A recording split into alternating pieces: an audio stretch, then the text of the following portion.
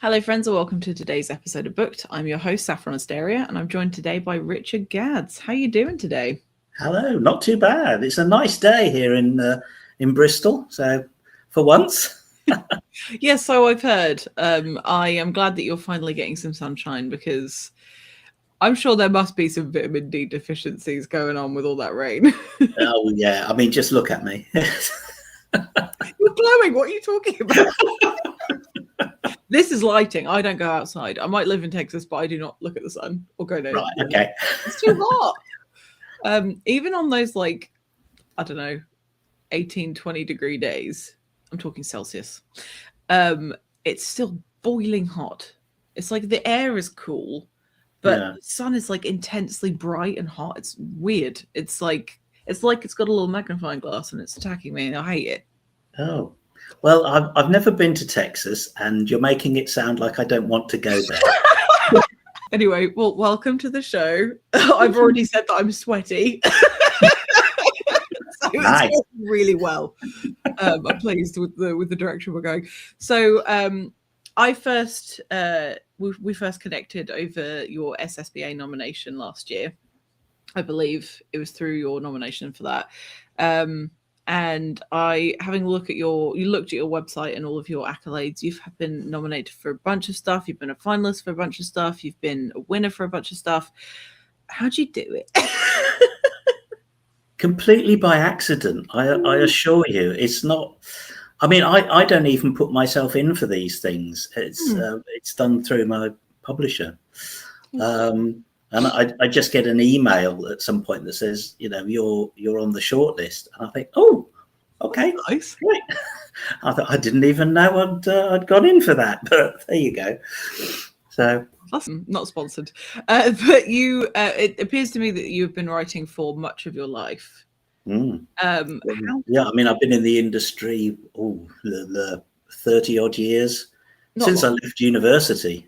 Really, I worked for various book companies, book wholesalers mostly in the UK, and then when I got made redundant, it was the kick up the pants I needed, because I'd been published for a few years by then.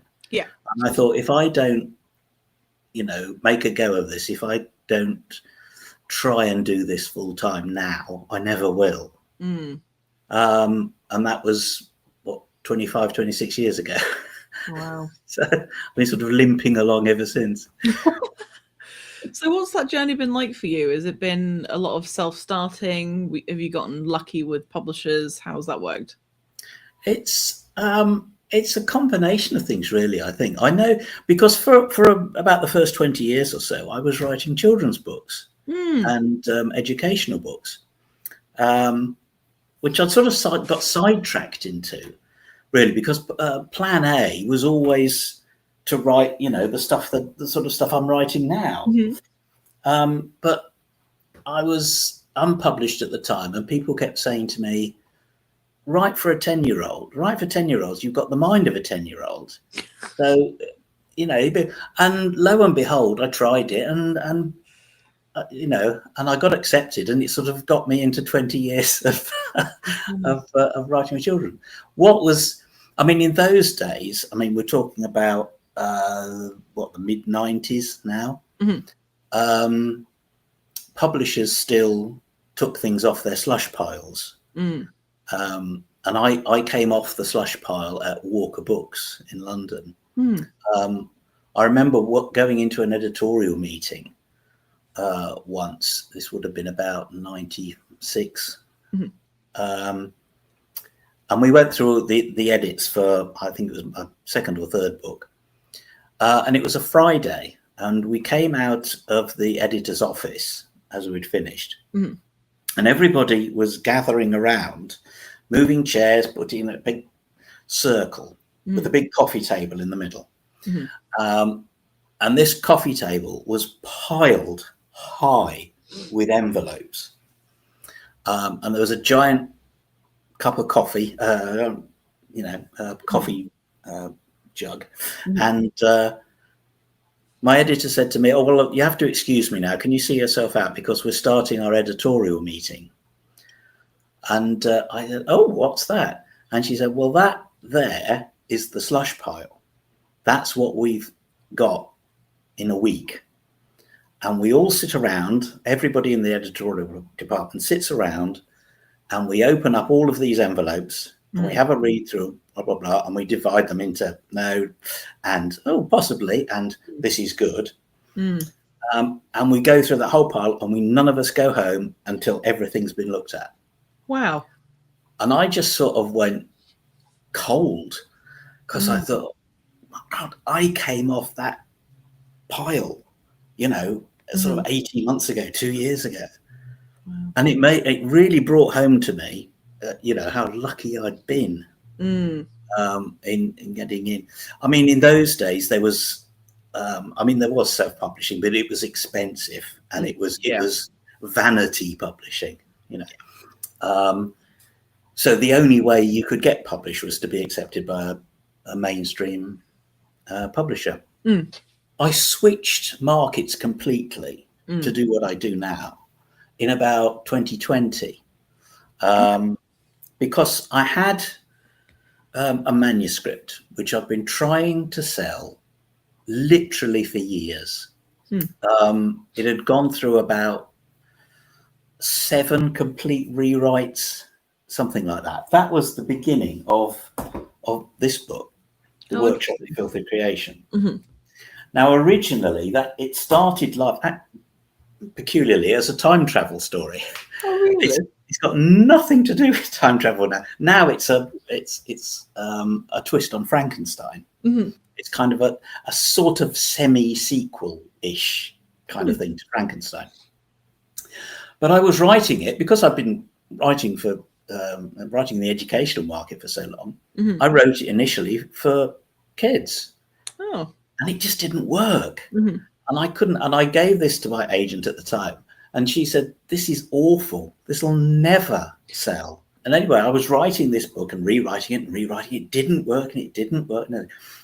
And it suddenly occurred to me, I'm writing this for the wrong market completely. This is a book for grown-ups. Yeah. I ought to grasp the nettle and do what I meant to do 20 odd years ago. Yeah. And write this for grown-ups. And I did, and I rewrote it, and suddenly it worked. That's cool. And it wasn't picked up immediately, but it found its niche. It got picked up by a truly brilliant agent. I have to say that. She pays me to say that. Who runs a small press called Deixis Press. And she basically said, "Yeah, I'll change nothing. I'll publish it as it is. It's fine." So I thought, phew, because I put so much work into this for so many years. I thought, I don't think I could go back and edit it again. I just couldn't. But yeah, and the rest is history, as they say. That's very and cool. That's what flipped the market for me. It looks like, and I might have gotten this wrong, but it looks like you've published with that particular press for all of your work. All but the most recent, actually. My most recent is a collection of short stories. It's called "Thank You for Staring into the Void. Your Scream is Important to Us." I love the name so much. Oh, thank you. And I self-published this really because I'd sort of written these over quite a number of years, and I was just intending to collect them at some point. Yeah. And so I just said to Deixis Press, "Well, you can have this collection." And they were quite willing to publish it, as with the previous stuff. But of course, publishing being what it is, it works on a long schedule. Yeah. And I thought, I want to try these out on the market now. So I thought, well, I'll go the self-publishing route for that and see. And so it's still a bit of an experiment for me. But it seems to be working so far, and I might do the same with subsequent stuff. We'll just have to see. Not sure yet. I love a short story collection, and I've started working my way through it. I've done it out of order because the last story of the collection, because I know you've also put some some first chapters of some of your other works in the download from your website, which I thought was a very good idea. That's a great idea. I like that. Can I just say though that if anybody wants to read that collection at the moment on my website, it's free. Mm-hmm. You can download the whole thing. It's in EPUB or Mobi or PDF. Mm-hmm. Normally, I think it's $1.99 Amazon and $2.99 most other places. Mm-hmm. But just at the moment, it's completely free. Excellent. So if you want it, grab it quick. The link is down there. There's no excuse. Yes, wherever it happens to be. Yes. I think down there. I think that's how it works. Or maybe there. It could be anywhere. Somewhere around here. On my screen, it's over here. And also there. It's there too. There's a QR code. But I'm scared I'm going to get the name wrong. Is it Skin Crawler or Skin Crawler? Yeah. Oh my God, it was disgusting. I loved it. I loved it. This has been my favorite one so far. I really thoroughly enjoyed it because it was grotesque and just visceral and awful. I loved it. Thank you very much. I promise. I disgusted somebody. Hooray! You did. I'm so glad that I wasn't eating. Well, I think it's funny because that particular story I find it's a kind of touchstone because if people read it and they say, "Oh, I really like that," I think you're one of my readers. If they've read it and they said, "Yeah, it's quite good," yeah, I know they've hated every word of it. So it's one of those. It's a very Marmite story. I can totally get that. It's not for the faint of heart, I would say. No. But yeah, it's always nice to read something and think I felt something when I read that, whether it's disgust or horror or fear, or those are usually the ones I'm looking for, or my heart rate increasing and things like that. If I've had like an actual bodily reaction or emotional reaction to something, then I'm like, that is something I like. I don't deliberately go out to be gory or anything like that. I think there's only as much blood as the story needs. Like my Victorian books, for example. I mean, there is a certain amount of yuckiness in there, but it's not. It's at the sort of Hammer film level gore. Do you know what I mean? It's that kind of. I always think if you like the old Hammer films, you'll like most of my stuff because it's that same kind of slightly gory, more creepy kind of atmosphere rather than blood splashed all over the walls kind of thing. So I've noticed that in a lot of your work, the work for adults anyway, I haven't delved into your work for children very much. No, I wouldn't. It's not as good. Is it not for me? You do sort of concentrate on a lot of historical periods of time. Is there a particular reason for that? Is it a love of it? Do you find history quite fascinating? How did you come to do that? I do love history.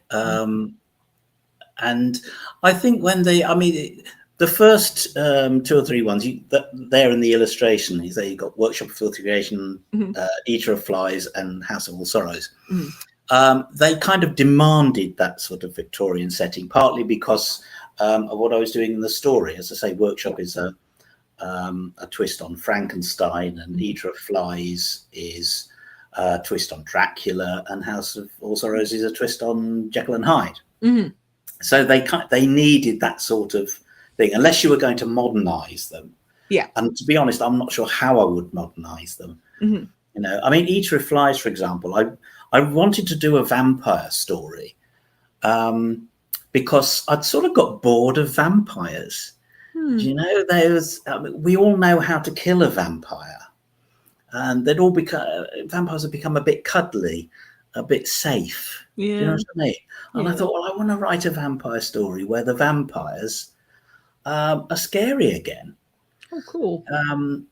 So I thought, well, so you can't kill them with garlic or crucifixes or stakes through the heart or any of that. So I just sort of threw it all out and started again. And the vampires, again, it's all a bit Marmite. I think the vampires in Eater of Flies are kind of wraiths. There's sort of supernatural spirits almost Mm. that take on human hosts, and it's those human hosts that go around leaping out of shadows and drinking people's blood. Oh, interesting. That Okay. sort of thing. But yeah, I mean, I think I set everything in the past because I think that's where I'd rather live, to be quite honest. I don't understand the modern world at all. And I'm just starting on something that's set in Paris in 1924. Yeah, your Instagram. Mm-hmm. And the amount of stuff it's only intended to be a novella, so it's not going to be all that long. Mm-hmm. But the mountain of books and research stuff I seem to have accumulated. But I always find that whatever period you set stuff in, the more you research it, the more fascinating it becomes. The more possibilities open up. Because I know people have said to me several times, don't you find it restrictive setting something, in the past? Because you've kind of got to get it right. Do you know what I mean? Yeah. I think it's the opposite. I find it quite liberating because it gives you a framework within which to work. And so, you're concentrating on the story and making sure that it fits in with the period that you're writing about. I find it really helpful, actually, to have a, as I say, that kind of historical framework to work around. You and I are very different because I'm sure I've said this before, but I was like, right, I'm going to set a story in the 80s in California. And I got to a point where I was like, okay, what kinds of phones did they have? And I want to set it on a hiking trail. Where were the hiking trails before places were developed? And I got so bored with it that I was like, you know what? I'm going to make up a town and I'm going to make it whatever I like, but I'm going to have an 80s aesthetic because I just couldn't do it. I know that the historical novelist Sarah Waters said something which I always live by, which is stick rigidly to historical fact until it interferes with the story. Oh, I like so that. It's not like, occasionally I'll have things in there that I know aren't strictly accurate, but they need to be there. Otherwise the story doesn't quite work. Yeah. In Workshop, for example, there are tanneries north of the Thames. In reality, all the tanneries were south of the Thames because the prevailing wind took the smell out of the city. You see, so they couldn't really be sited north of the Thames. But for practical purposes, I had to put one in the Whitechapel area. But anyway, so little things like that you sort of play fast and loose with. But I try to stick, as much as possible to the period as it was. Some writers write, and I don't think it's conscious, write assuming that the reader is stupid and that they're not going to understand what you're trying to get at. And I think sometimes it's okay to leave things said. So like assume that your readers are pretty clever and they can, get what you're trying to say, but then also don't be too like out there and hope that they're going to get it. It's a delicate line, but it's interesting you say that, because I think that's the most difficult balancing act to do for any writer. For sure, yeah. I really do. I think that hits the nail right on the head. To me, that's the hardest thing. What does success look like to you as an author? I think it's just having feedback. It doesn't have to be big feedback. It doesn't have to be glowing reviews or accolades or anything like that. It just has to even be one or two people that you speak to and they said, I like that because, or I get what you're doing with that. And there's that kind of connection. And I think to myself, well, that's all I'm looking for, really. Obviously, nobody goes into this job to make money. you know, it's not a money thing. I think success is those little moments when you know that something that you've done has connected on that sort of level. Yeah. Funnily enough, the Burn Street Haunting, which I was very nervous about publishing because it's very odd and it's very personal. And I thought it might just fall between two stools. But I've had more people come up to me for one reason or another and say, I read the Burn Street Haunting. I particularly liked such and such. That's and nice. That's the reward. Yeah. You know, for the next week, I'm I'm completely full of myself and completely insufferable. My poor wife. So you should be. Yeah, I think that's to me. That's what you do it for. You don't do it for the glory. You do it for because that's what I loved about reading. Growing up and everything. The thing that I love about reading is that it's not like films or I disappeared. Hello, I'm back again. It's not like films or art or music. If you're in a group and you watch the same film, you're watching the same series of pictures. If you look at a work of art, you're looking at the same picture. You hear music and you hear the same notes. But when you read a book, those words are only half the complete thing. The rest of it is in your head. Yeah. And what forms in your head is not going to be the same thing that forms in anybody else's head, anywhere in the world. So, I mean, when I read Victorian fiction, for example, it's almost like you're hearing the thoughts of somebody, 150 years ago. And I think that's a really exciting thing. Yeah. I reread some Jane Austen not very long ago. And it just the language and the vocabulary and the way the sentences are structured even. And it kind of, it takes you back into it connects you to something that's sort of very distant, but also here and now. It's a bit odd, do you know what I want to get at? So I mean, that's what reading's always meant to me. It's like it's a very, very personal thing. And I think, to answer your question in a very roundabout way,